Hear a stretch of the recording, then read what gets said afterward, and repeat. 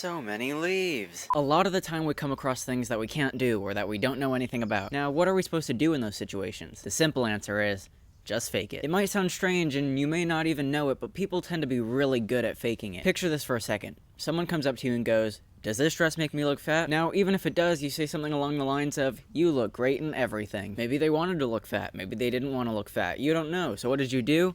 You faked it. And faking it doesn't stop at compliments. You can take it further, and you will. Say you're at an art gallery and someone asks you what you think about a piece of art. Now you know absolutely nothing about art, but because you're so good at faking it, you say something like, "I think it's a beautiful outward expression of the human condition." Then if they ask you what you mean by that, just sip on whatever drink you may be drinking and grin while staring deeply into the painting. They'll notice you're so caught up in admiration of the art that they'll just leave you be. Okay, that's cool, but let's keep going. What else can we do with faking it? Alright, so you're in school and your teacher asks you to write an essay about a thing that you forgot to study for. Fortunately, you were paying just enough attention in class to kind of get the gist of what you're writing about. So you write as much as you can remember, as vaguely as possible. Keeping it vague makes it so you don't have to know a whole lot about the topic while still seeming super smart by making connections to other vague things. For example, you're writing an essay about Hitler and the bad things that he did. Now, you can't just say he was a bad guy.